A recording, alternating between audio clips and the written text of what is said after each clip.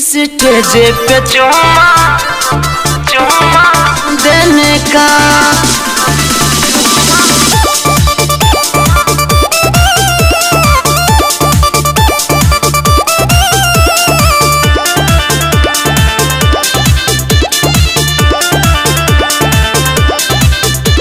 बंगाल से आई हूँ कमाल करने, लाइव तेरी माला माल करने। बाबू सुनो, बंगाल से आई हूँ कमाल करने, लाइव तेरी माला माल करने। बाबू इधर माला माल करने, ले लो बहिया में टेंशन न लेने का।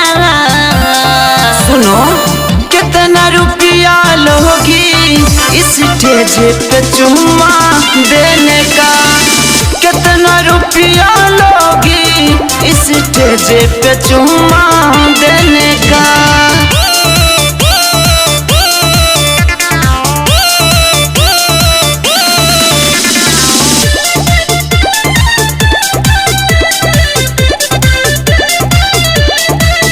फुल नाइट कमरिया हिलाऊंगी, इस स्टेज पे वाइन पिलाऊंगी, साथ में खाना भी हिलाऊंगी।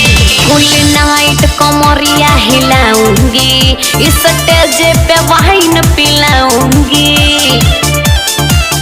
तेरे गोरे गोरे चेहरे पे पागल हूँ मैं, तुझे पाने को रात भर से जागल हूँ मैं। बाबू जरा इधर आओ, कहाँ है रे? आ जाओ टेंशन न लेने का। पास तो हूँ मेरी जान। कितना रुपया लोगी स्टेज पे चुम्मा देने का, कितना रुपया लोगी स्टेज पे चुम्मा देने का।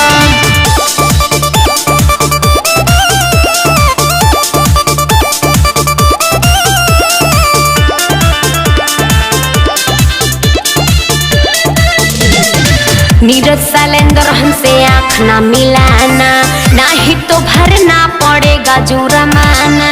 अरे भर देंगे, सब कुछ भर देंगे। नीरज शैलेंद्र हमसे आँख ना मिलाना, नहीं तो भरना पड़ेगा जुर्माना। बात मान मेरी जान, खुश कर दूंगा मैं, सारा धन तेरी चोली में भर दूंगा मैं।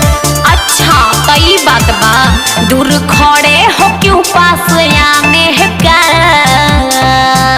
तो सुनो कितना रुपया लोगी स्टेज पे चुम्मा देने का, कितना रुपया लोगी स्टेज पे चुम्मा